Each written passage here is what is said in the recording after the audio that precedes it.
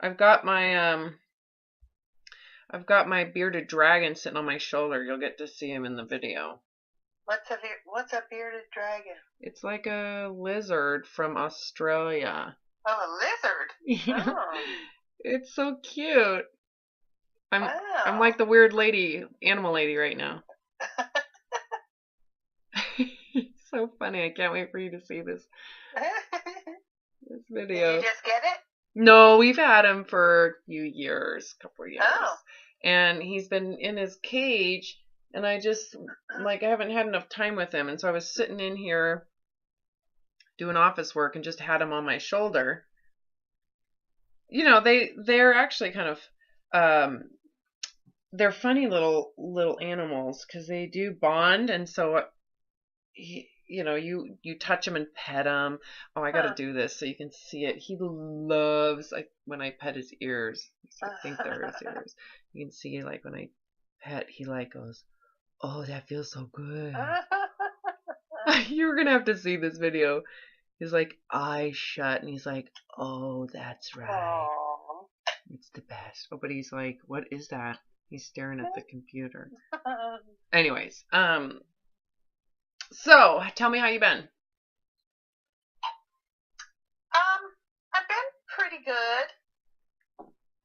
I don't know. I kind of was down this week. I don't know if I had a friend die that I haven't seen in a while. And yeah, well, that'll do it. I mean, that's normal, but totally. I don't know. Well, it kind of makes you really think about, I don't know, was this an expected death? Is this person sick? No, he never was real super healthy, but I just heard a few months ago that he had some issues with his heart and that he wasn't expected to live long. Oh, so it's something terminal. I think it was a month later he was going to die, but anyway. So I guess that's what's bringing me down. Well, if you go into it, if you really go into what it is, it'll be clear to you what that is, Any other stressors? Okay, I gotta put him down. He's distracting me in the video. Okay. How's your body image stuff? It's okay. It's not bad. Okay, well, what does that mean? It's okay, not bad, meaning it's still there. You're still feeling like something needs to be done. I want to say no. Yeah, but tell the truth. I believe that you're telling the truth when you say you want to say no, but go into reality. Go into be willing to tell yourself the truth. The thing is, you can repress it, try to hide it if it does exist, but the downside to doing that is that it's going to come up at some point, and you might not like that, right? Because what's going to happen when it comes up? It'll throw me into a panic or something. Well, it'll throw you into a panic about what? Meaning I'll probably want to go back on a diet. Yeah, you need to lose weight, and then comes the diet.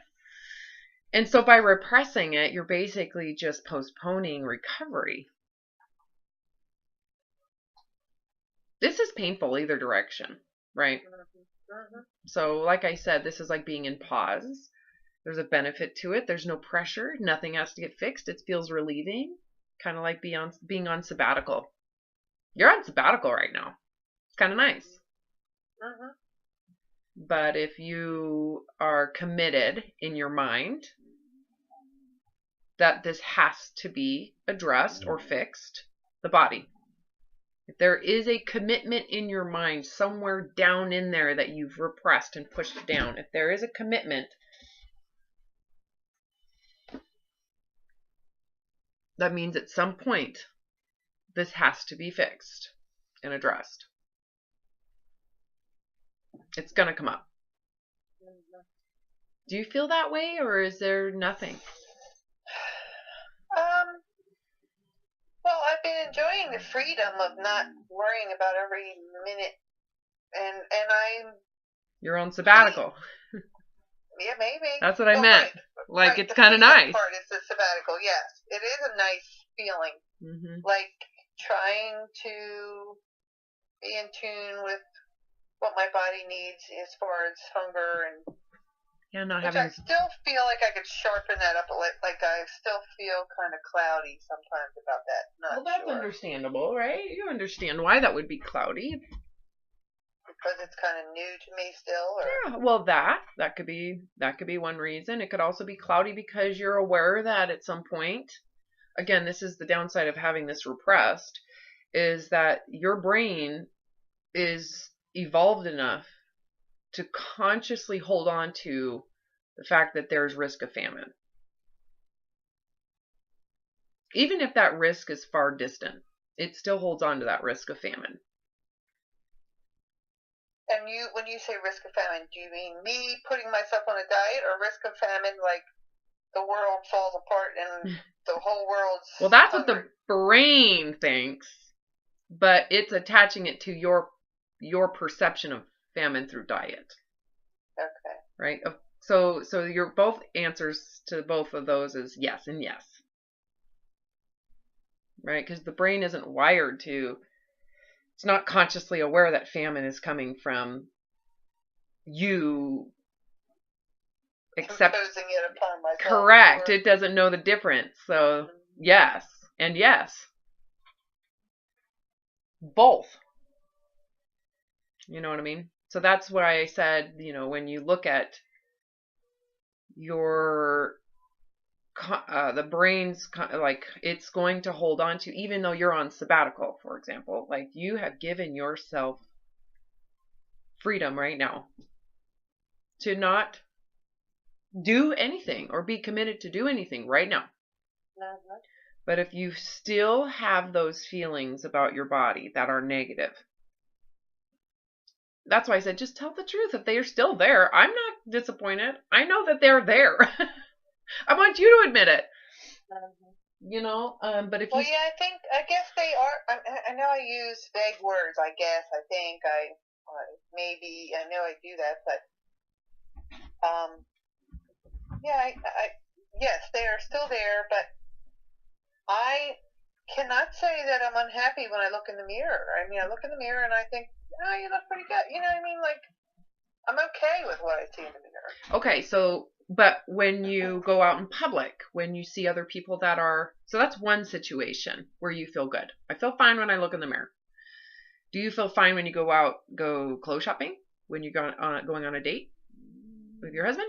Do you feel fine when you see someone else who you think has got the perfect body? Do you feel fine when you feel bloated, physically bloated? Go into those vulnerable situations. If you had to wear a bathing suit, would you feel fine? Pretty much. Okay. So how do you feel if we locked this in permanently? I would love that. Okay, so maybe it's you might be holding on to a fear of gain. It could be. Okay, well, I want you to go in and answer the question instead of me. Go in and answer it. I need you to be a little more committed to this process. Because you are kind of playing you're like a good politician. Possibly, playing the middle road. Possibly, Robin. There is a strong possibility that I could be afraid to gain weight. But time will tell. Mm-hmm. We would hope not. You see how I would be an amazing politician too. Yeah, but you're being a politician right now. It's not serving you to do that.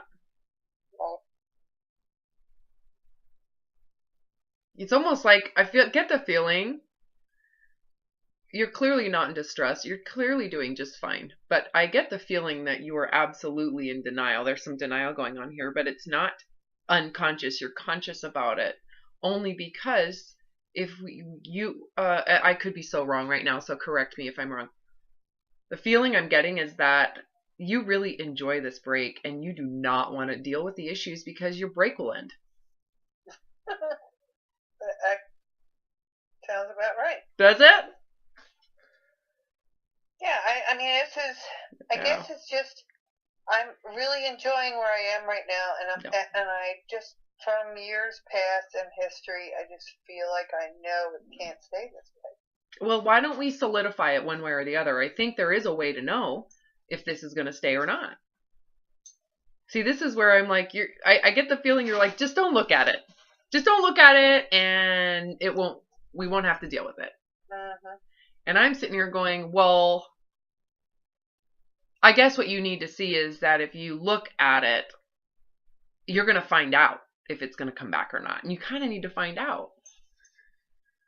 Because what I've learned from experience is that if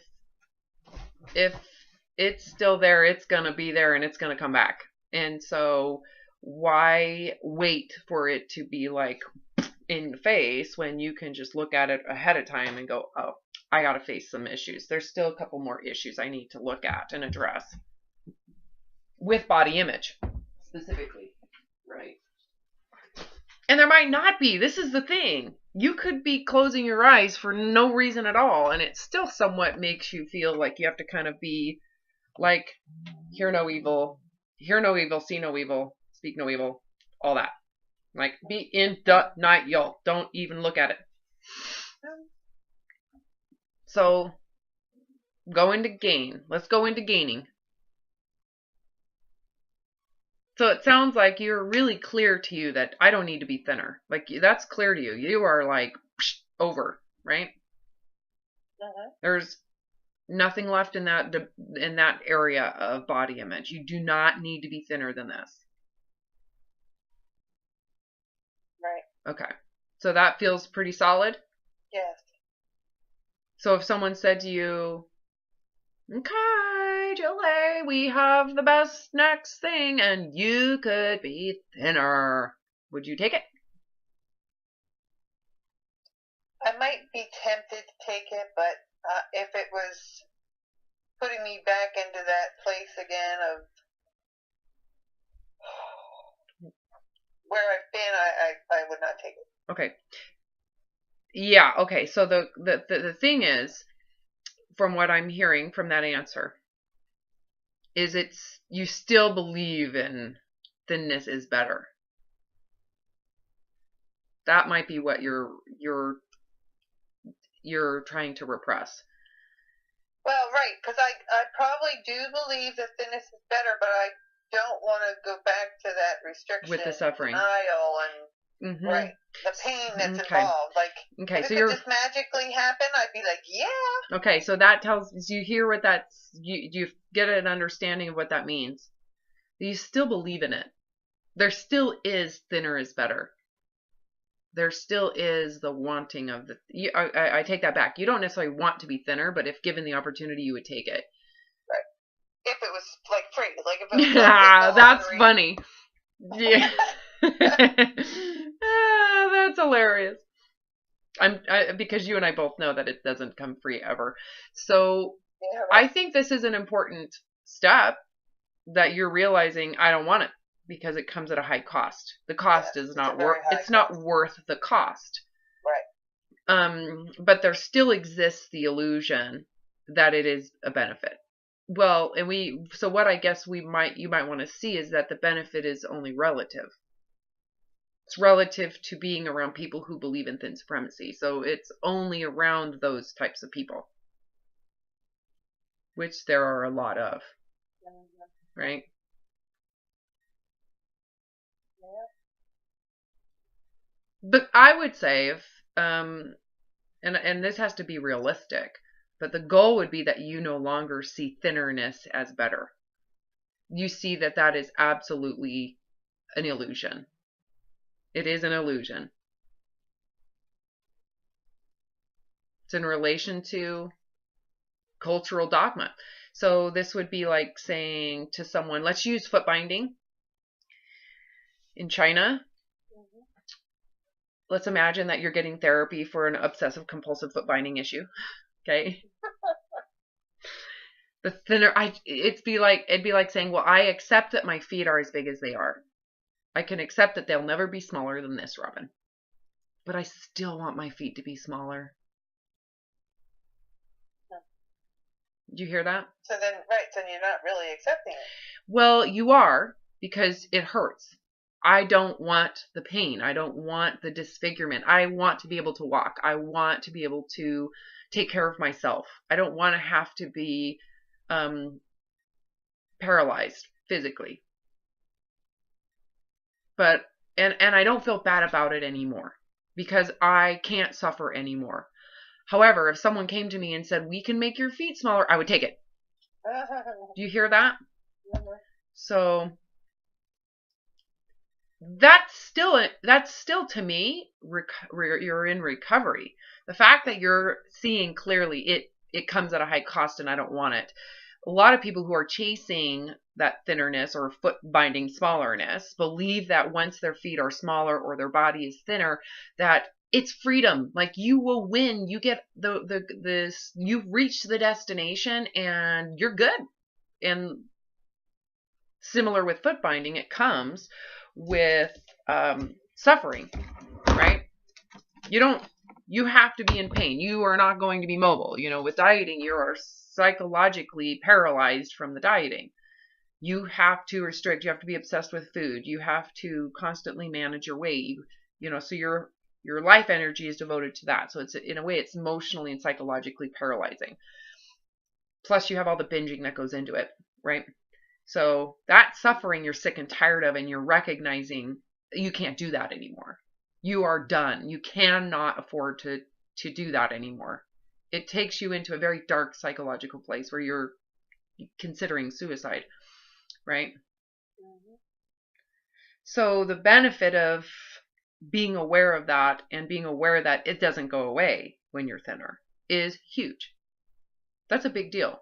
Because you have to really look at then never losing weight, because to be free from that type of hell, you have to accept the body that is removed from that dieting hell, right? That means you're not going to lose weight. So I think the next step for you is getting rid of the fantasy that thinness is really beneficial. It's relative. It's beneficial to, a few things, right? But is it really that big of a deal? Well, I think maybe we should look at that. I think that might be a good thing for you to open up yourself to think about. Let's go there. So imagine you are thinner. What changes? And to what degree, right? Well, I guess part of it is attention you get from people that sometimes just never pay any mind when you're not thinner. Explain that. So when you're thinner, you feel like you get more attention? Yeah, just sometimes people who wouldn't give you the time of day, I don't know. I've been on both sides where I'm heavier and thinner. And it just seems sometimes when you're thinner, you're more attractive, and then people respond to you differently sometimes. And I don't know why I'm worried about that. Are you talking about men in particular? Men? Yeah, probably. Okay.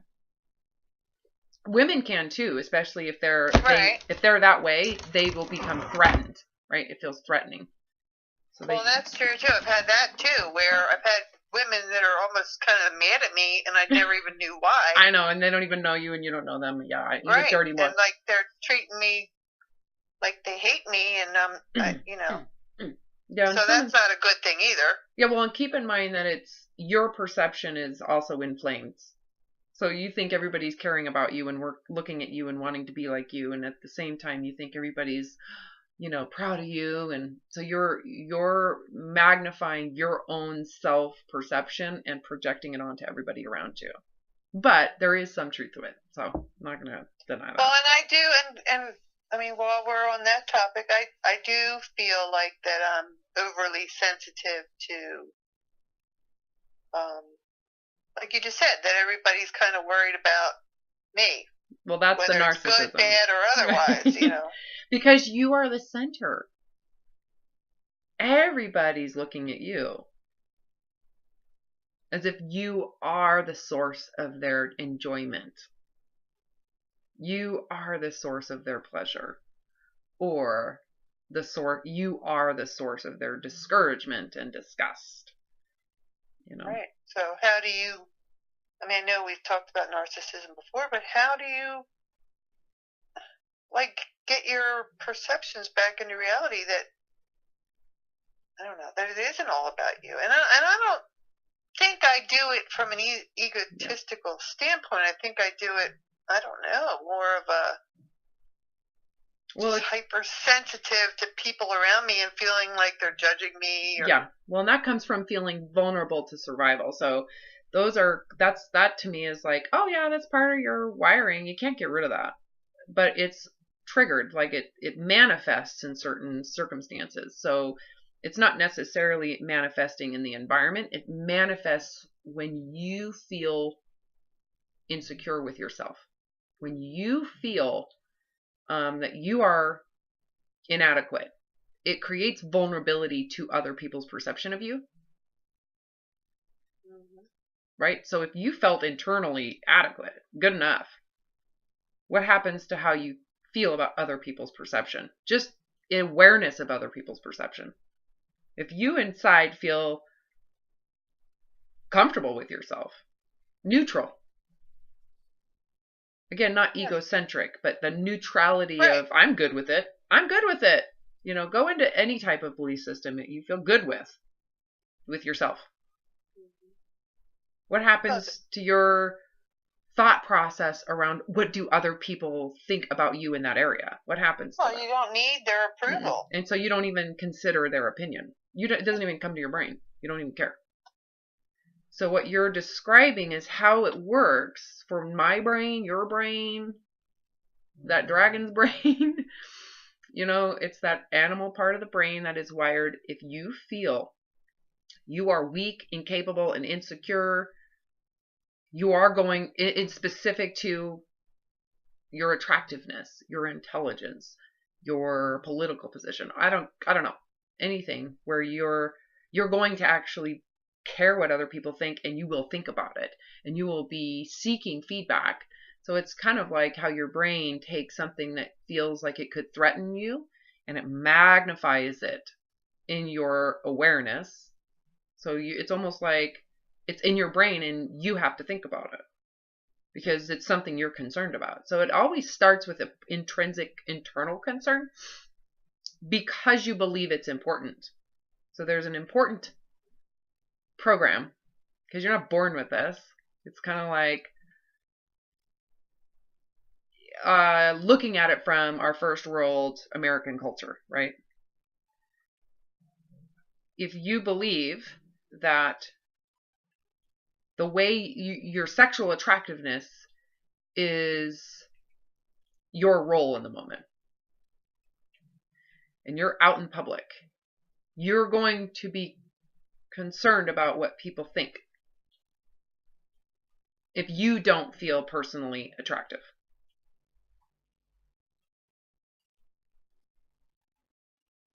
And it's so funny because it's really relative to what is sexually attractive to the common, predictable program. Am I confusing you? No. So if we go back into the simplicity of this, you really have to look at the moment you are self-centered and defensively, it's because you're insecure with yourself. Like you are actually criticizing yourself. Oh yeah, well I could have told you that part, but I don't mean it in a smart way. I mean I've known that all along. Yeah. That, well that's why. So you have and I think a lot of times it's because I always felt like I wasn't as smart as other people around me. Yeah. So you're valuing my looks were what got me through, and now so it became important. If I let go of the importance of my looks, what do I have? Well, what it does is it exposes the underlying truth.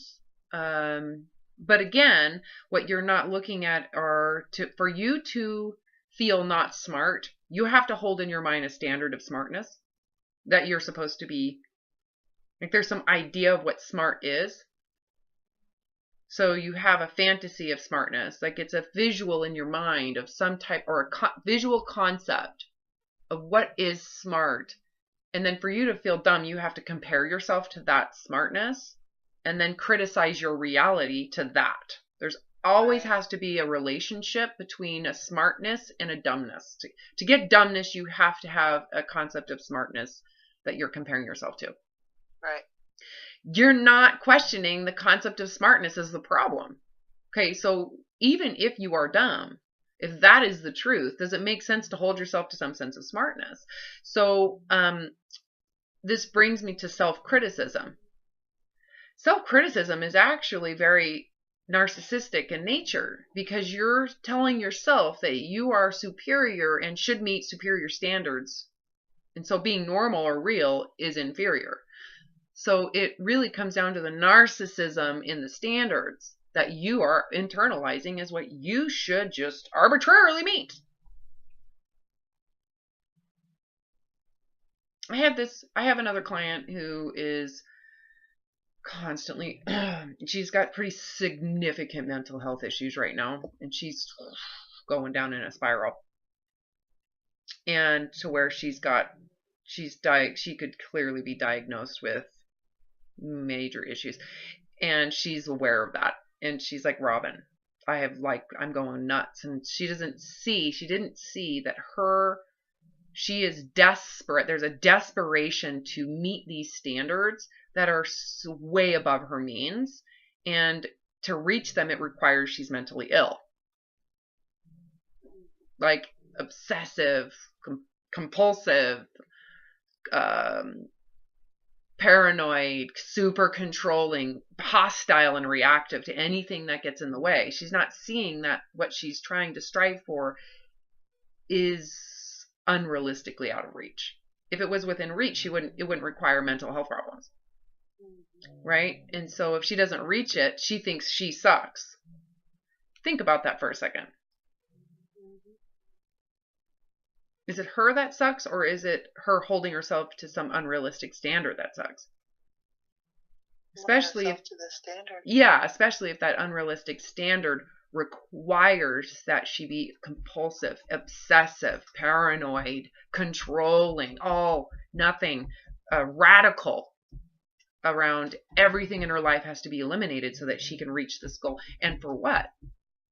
Well, her goal was to be seen as separate from normal. I'm above normal. I want to be special, and I want to be, someone that stands out from the crowd.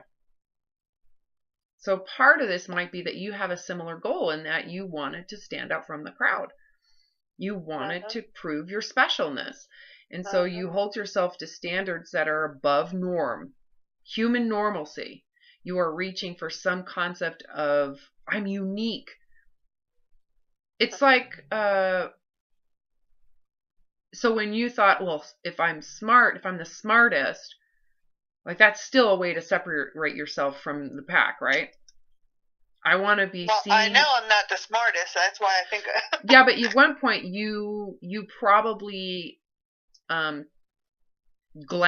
that in your mind. It had to have been made. Wishing I was the smartest, correct. Maybe, but that wish comes from the glamorizing of it. Right. Oh, it would be amazing. Again, that's visualizing yourself as above normal, separate from everybody else. I have specialness that makes me unique and separated from normal people. I want to be above normal.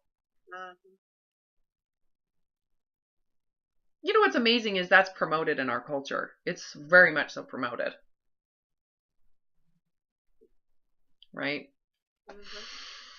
So it's understandable why people would go, I have to be above normal and separate myself and be special, and I need to be better than everybody else so that I have that elevation to be seen above everybody.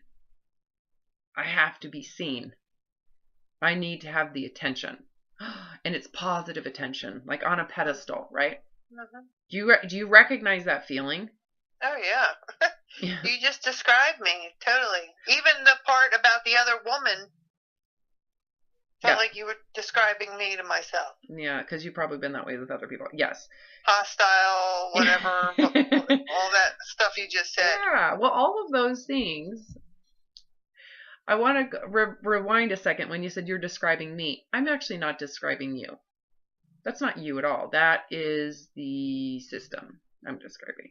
That is, again, remember when I said this is promoted in our culture, you have to be better than others. Be unique. Be separate. Attention grabbing. Have as many followers as you can. You know, this has been going on. I mean, look at the 1980s. Don't you agree the 80s was like, I don't know, the narcissistic era of the media, where the media got involved. It's just so like, you can't just be a normal human. You have to somehow be special. And so at some point you glamorized intelligence and your reality became not good enough. So your low self-esteem isn't even real. It's in relation to the glamorized intelligence. And then your transfer into, well, if I am inferior intelligently, if I'm not the smart kid, I have to find another way to be special. So look at the time in your life that you gravitated to this. Was it with Jane Fonda's workout? You know what I mean? That's the huge boom in the Thin Supremacy. Right? There was a big boom in the 70s with Twiggy, and the 80s. You know, the glamour magazines and the ultra thinness and the idea that I will be, you know, or sexually attractive. Why gravitating to body image would be so enticing, especially when you feel that the one thing you would want would be the glamorized idea and pride of intelligence, that if you don't think that that's within reach, why you would abandon it to compensate for something else. I did that with religion. And I also did that with intelligence because I felt like I was super dumb. I couldn't read till 4th grade. I got terrible grades. I had tons of anxiety. I was diagnosed with ADD. My mom didn't like how the medication affected me. It made me cry and sad and weepy, and she thought that my personality of rainbows and happiness and whatever, she just made her sad. So she took me off of it, and I ended up, you know, tons of anxiety, feeling stupid in class. So when I was naturally athletic, I gravitated to, that's what makes me special, and it did.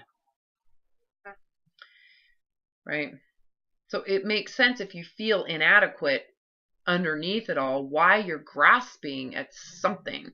And if your goal is to be above normal and to be on a pedestal and to do that, can you see why then you would have this negative consequence of just feeling shame with just normalcy? Yeah. So it's kind of like you failed even though you're just normal. Yeah, exactly. Well, because you did at some point committed to being special. That needs to be removed from your life. Julie, do you really need to be special? No. I know you answered that because that's the right answer, but I need you to really think deeper about, do I really need to be above normal, standing out, drawing attention? Do you really want that? Do you really want it? Well, when I answered no, I mean, I know it doesn't get me anywhere. So no, I don't need it because I know it doesn't really do anything. Yeah, but do you want it? Go into the wanting of it now. Do you really want that attention? Go into the feel of it and the reality of it. So not just the feel of that attention, but the reality of that attention. Do you really, especially if it comes from glamorizing a social ideology. You know, you're getting it because you accommodate some social dogma. Well, I like it. Well, you like the fantasy of it without consequences. What do you like? Exactly. I like it without the cost of when I feel totally rejected by it as well. You know, it's like one extreme. It's a big swing. Either you're on one side or the other of it. So do you go into the wanting of it, especially go into the reality of is it real? So what you're grasping at in that pedestal and being seen as special or unique, is it real? Is it real? No. I think the illusion of and holding on to it comes from the idea that it is real. That if I am special, I am special. Right? Mm-hmm. But that's where, too, you can be, like, devastated in a moment by what you perceive as others' acceptance or not of you. Well, it's conditional. And you have to maintain that condition. Because it's fake. It's not real. Yeah, so you can feel like you're on top of the world and then it can all crash down underneath of you. Yeah, it's conditional. Very quickly, yeah. And let's just imagine it isn't conditional. Let's just say it's an inherent quality that really separates you from reality. Do you really want to feel that way?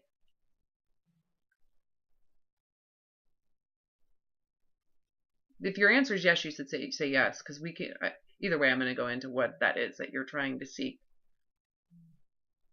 Do you really want to feel that you are unique above the rest, special above everybody else? Because it's always in relation to everybody else, right? It's I am better than others in some form. If you go into that, let's just say you have something inherent and you are better. It's a special gift. You're some type of savant. Do you want that feeling?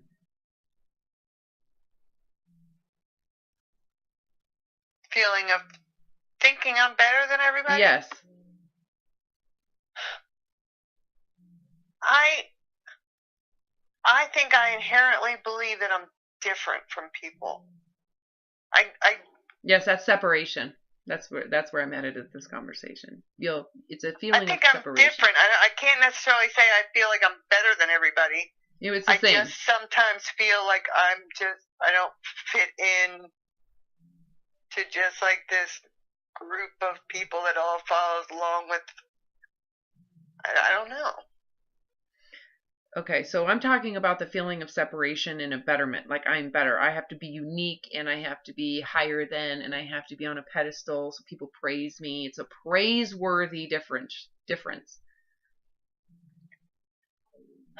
If I'm not the smartest, I need to be the hottest, right? If I'm not the hottest, I need to be, seen. I want people to see me. I want to be seen as special. I want people, when they see me, I want them to go, she's a star.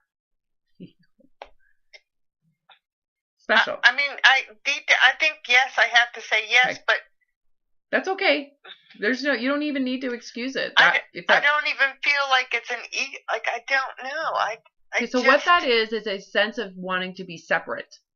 There is the downside. So that feeling comes from feeling I need to be separated.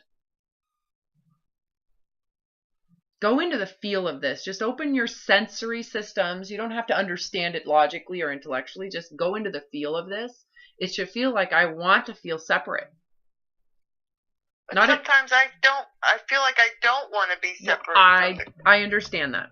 And that's the truth. In reality, I think that's where the struggle lies. Yes. I feel like I am different, but I want to fit in and be regular like everybody else. I would agree, but that's the downside of having to be better or unique is you are separated. But the benefit of being, so what I'm trying to get you to see is there's a double-edged sword here. You want to be separate. You want special, but it requires separation, difference, constantly evaluating the difference between you and others. And it creates this sense of separation because in essence, the fantasy is separation. The downside is your animal gets to be separated, and that sucks because we're pack animals and we don't want to feel separate.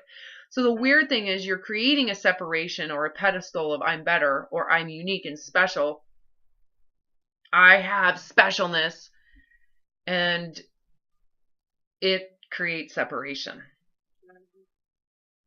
Right? So the illusion is that through being separate, I will be connected. But how does that work? Through separation, I'll be connected? It doesn't work. It doesn't. Right? Like when I reach ecstasy of superiority, I will be connected. It doesn't work like that, because what you're trying to do is separate yourself to be superior.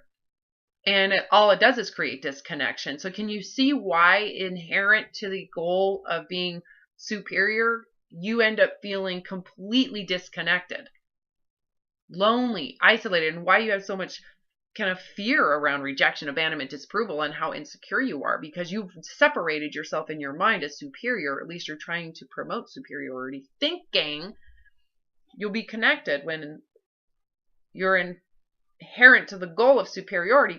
It requires that you separate yourself, because that's the goal, is to be separate. Better than. The best. I want to be the best. Well, if you want to be the best, you are disconnected. If you want it. See, the difference is there's plenty of people out there who are the best at what they do, but they're not disconnected, because their goal isn't to be disconnected or superior. They're just enjoying what they're doing while they do it. So they're staying intact with reality, and the context for what they're doing isn't to be chasing, I am better. They don't have that self-serving narcissism.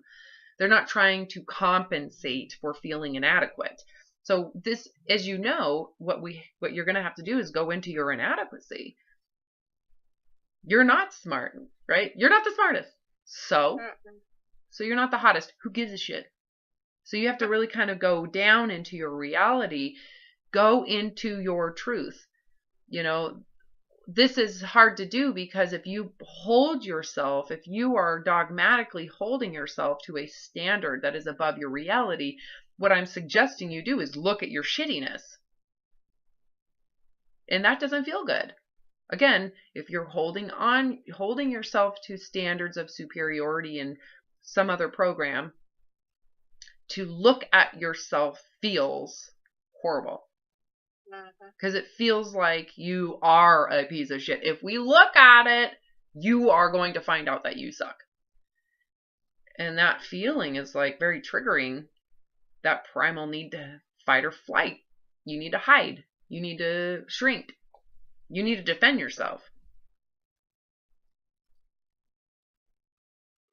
Would you agree, Julie? This is the heart of the issue. This is the heart and core of your issues. Yeah, it's like, how do you keep that up? Like you're striving for something that just can't even be done, so you feel like shit about yourself because you can't do it when it's impossible to do it, but you still expect it anyway. I know. Well, because it makes no sense. I think it makes perfect sense. Don't judge yourself. But it makes no sense why my mind, this is what I'm trying to do when it can't be done. Well, you're afraid. I think that underneath this is fear. You're afraid. There is fear. You're scared shitless of reality. That's got to be it. You're afraid that you may be like the inherent truth of you might be crummy, and you don't want to look at it. What if it's true? I know we've had this. I know you've heard this, but it's like, I think you really have to look at it. What are you waiting for? Look at the shittiness of you. What if it's true? What if it's true? What if you, in fact, are a B-level human? What if that is the truth? That's the truth of your genetics, your DNA.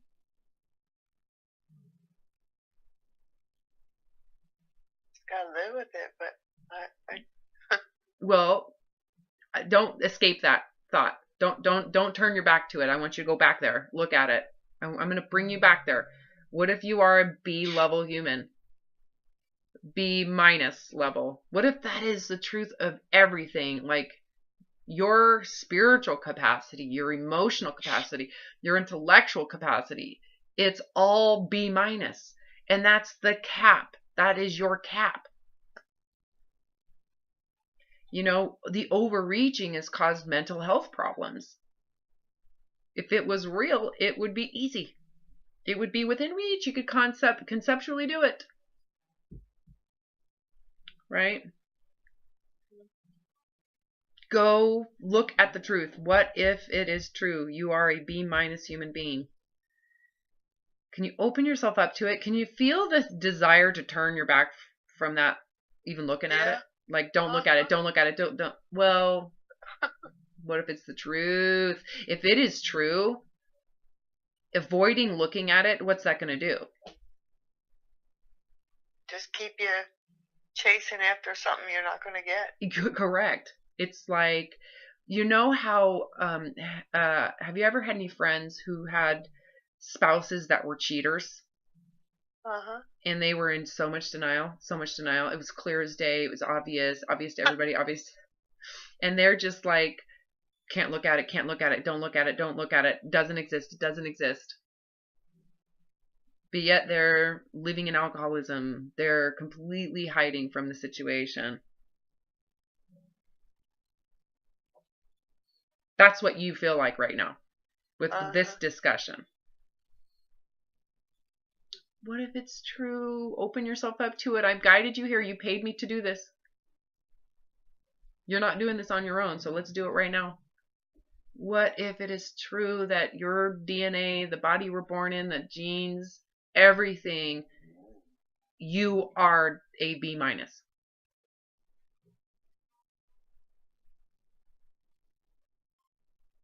Wouldn't you want to know sooner than later? Because if it's true, if it is true, what does that mean? If it is true, what does that mean for you, Julie?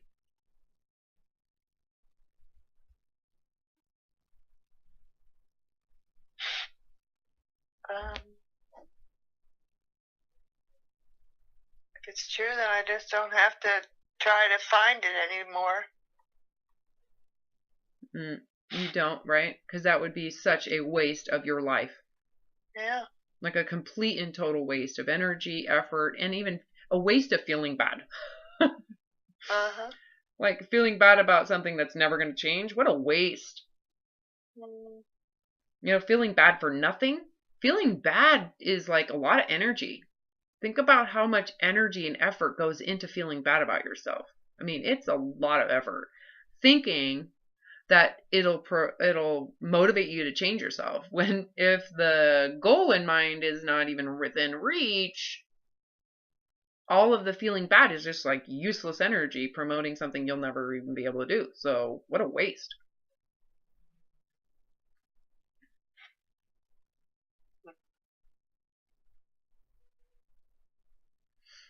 So, and I also think I want to ask this question, and I want you to really go into it and feel it out before you answer it. But what's wrong with being a C plus or B minus human? Is there really go into the truth of that? Is there anything wrong with that? Go into yourself. If what is within you is regarded as a C plus B minus human, what is within you is regarded as that. Are you really that bad? I mean, is it really that bad? No, it's not. Well, if what you feel within you is regarded as a C plus or a B minus, do you really want to be an A plus? You really want to be an A plus? You want to strive for an A plus if what you have within you is considered a C plus or a B minus? I mean, think about that. Do you really want what it takes to be an A plus? If the truth is a C plus B minus.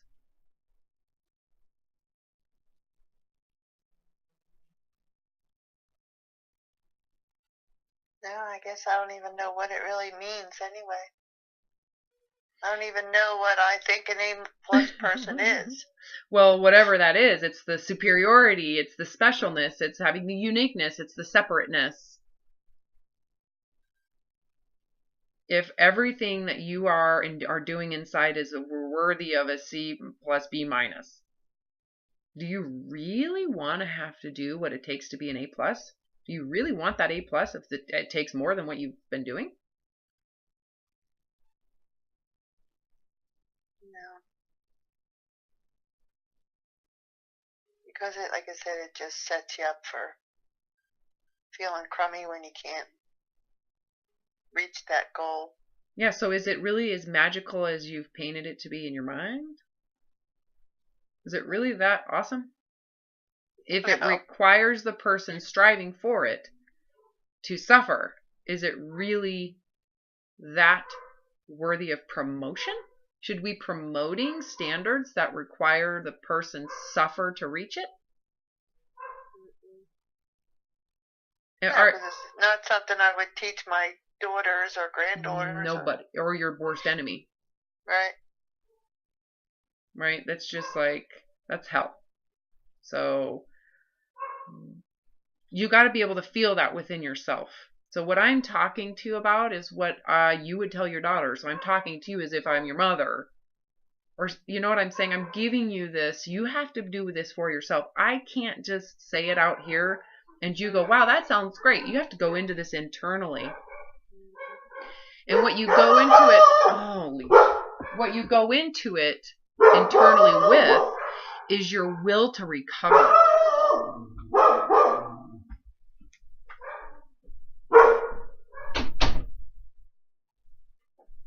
Do you know what I mean?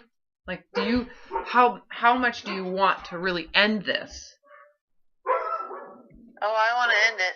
Okay, so that wanting that you're feeling right now, you take the energy of wanting this to end and you force yourself to put it towards accepting and looking at the truth of where you really are. And if it's perceived as a D, it's the truth. If you're a D status human, should you be forced to be a slave to trying to prove the A when the A requires you suffer and have mental illness and have depression and suicidal tendencies? No. Should you feel bad that you're not an A? No. And that I think is important. You need to question that. Should I really feel bad about who I am? Like, grade yourself within yourself. What grade would you give yourself?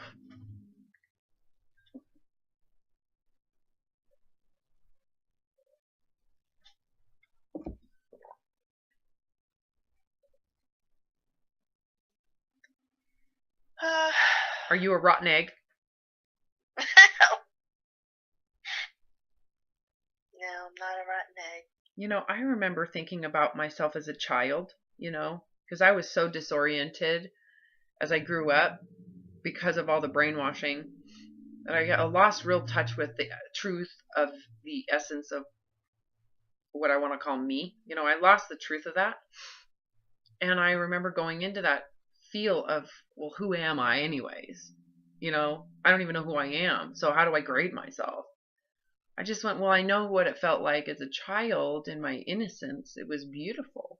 There was this, I always describe it as rainbows and unicorns and strawberry shortcake. And it's, you know, just everything that's so magical, just about existing and exploring. And the grass was magical as a kid. I loved grass and the trees and, you know, just that beauty and the innocence of that child. That's what I remember. And I'm like, that is a gorgeous feeling. If that feel of a human being, if that human being in that innocence is considered a D, I don't want the A. I don't want the A. It's not worth hell. I'd rather not be in hell. I just want to go back to that and let that be who I am, because that's the truth. That's always been there. I just repressed it. I just said it wasn't good enough. I have to be this. I have to be that. And I have to do it this way and that way. And I have to be the best at whatever that and this is. And that left me feeling like crap about my reality. I constantly felt like I didn't know the right words. I don't know what the right music is to listen to. So I constantly second guessed my own truth and suppressed it so that I could be memorizing what's the truth outside of myself.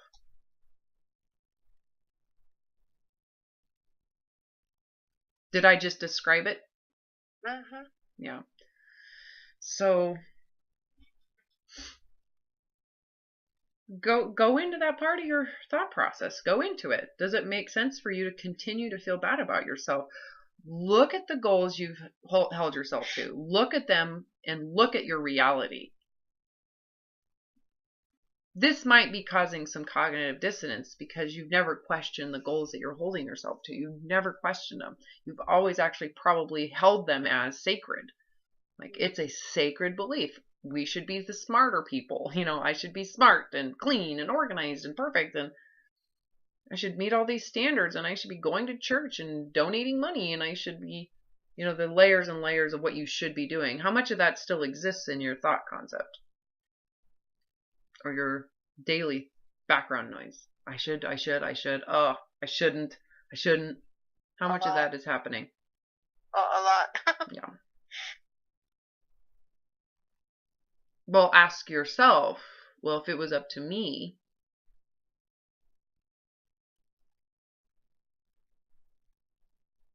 what are things that I'm holding myself to that I really don't want to do? If you were to tell the truth,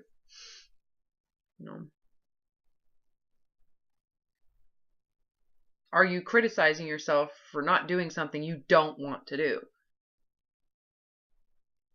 I had to be very honest with myself because the one thing that was probably the most harmful for me psychologically is the religion I was raised to praise and always position in a positive light, no matter what truth is around you, it is always positioned to be sacred and truth and positive. To have to admit I didn't want to be a part of it anymore, it was on one side extremely sad and scary, but on the other side, the most relieving thing I've ever done because it was the truth. I didn't have to promote it out of obligation anymore and commitment. Right, and that's part of what you were saying. I should do this, but I don't want to do this. Mm-hmm. And should you do something that isn't intrinsically serving you? Why are you obligated to it? Is it for someone else's approval? Is it because that's just what you were told to do? Yeah. And the funny thing is, I don't even know who I think is expecting this of me. I know, isn't that funny? I know. It's you. You're the one who's holding yourself to it arbitrarily. But it probably was programmed at some point in your life when you believed it might be a way to feel better about yourself. So does it make sense to continue to hold on to programs that you read or were given to you at some point when it really isn't the right solution anyways? No. So I guess all I'm doing right now for you is having a conversation you should have with yourself, Mm-hmm. Should you really start questioning these things? Start questioning. Should I really feel bad? Should I really feel bad about this? Is this worthy of, on a scale of 1 to 10, feeling bad as a 6? Should I really feel bad? For what? For who? If I don't do this anymore, am I a bad person? If I don't do this anymore, am I truthfully a bad person? So you go into your truth and reality and you ask, if this reality doesn't do that, is this bad? Is this core bad? Is the core of me a bad person? If I don't go to church, this was my story, am I really a bad soul? Am I really not lovable to God? What I realized is that what I had within me was far more loving than the mental opinions and construct of what I was taught to be. It was like this was far more powerful and loving and gracious and kind and sweet than the ideology of that religion. There's nothing wrong with the ideals. They weren't. They were just arbitrary. They were rules. It was just a set of rules. There was no humanness in them. So when I actually looked at this and I said, am I truly a D in relation to that belief system? And I realized, actually, I think the belief system is a D compared to what's within me. And I accepted the D in relation to the religion, right? I'd rather be a D if that is the truth. So in terms of you have to be special and unique and separated, do you really need to do that? Is that really superior? Do you really want that A+? If it creates darkness within the truth of yourself, No, I don't want that darkness.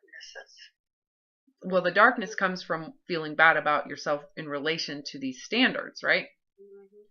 So you meet the standards, but you're dark. It's kind of like being soulless, because your conscious effort is given to the standards, right? You have to think about the standards, focus on the standards, do what you're told to do. But what happens to the realness within you? It gets lost. So, and usually the belief is, if you stop doing what you're doing, you are worthless. You suck. So you have to go in relation to that belief system or program. Am I really, really a rotten egg? Let's just use intelligence. The truth is where you're at. Are you really a bad person? Is this truthfully defining you as worthless? No. Well, you have to feel that out and realize, no, I'm harmless. A harmless human.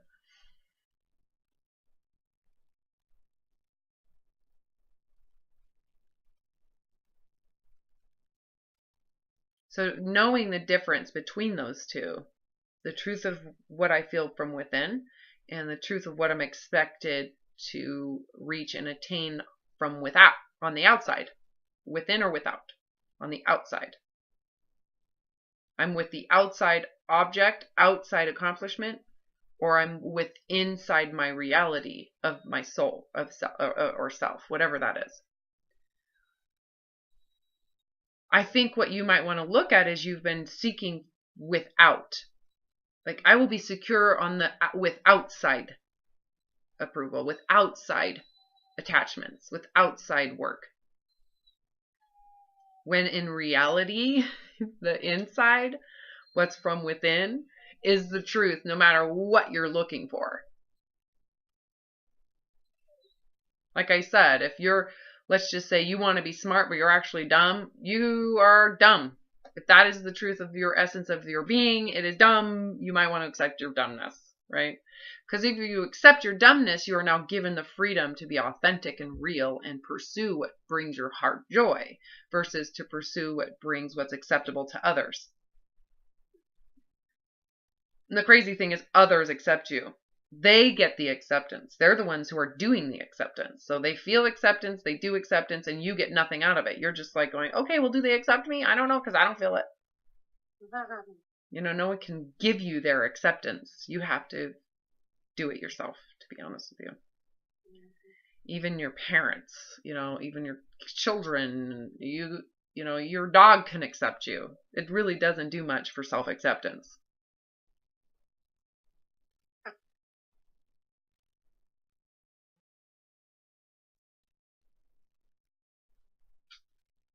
So the fear you might be having is that, what if I am not the level of awesomeness that I expect myself to be? What if I'm not?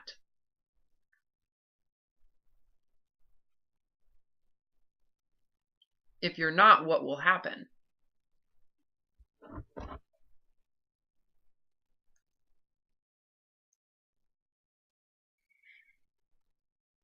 Do you know? Life goes on. Right? You're given a lot of freedom if you accept it. If that is the truth, and you are a B- person, if that is the truth, what does that give you? What does that mean? It means I don't have to fight anymore. And how's that feel? It feels like that's what I want. I want to give up the fight. I'm tired of fighting. And if you give up the fight, what do you get? What do you get from quitting? Peace. What else?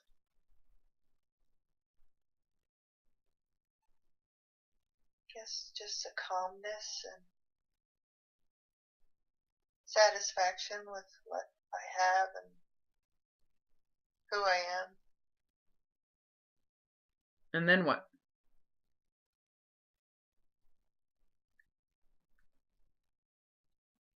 Then I can just move on with more important things. And what defines those things as important? I guess, I don't know what my heart wants. I don't know. Yes, you do. You decide what's important from your heart. You got it.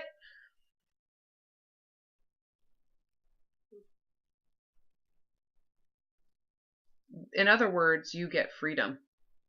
You're free. Total freedom. Your free will.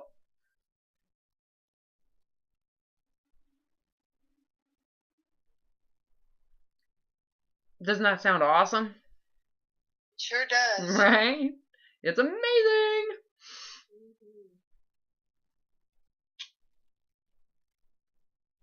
And there's no pressure to perform. It's just, it is what it is.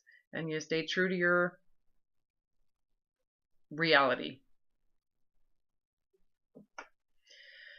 All right. We got to schedule our next session.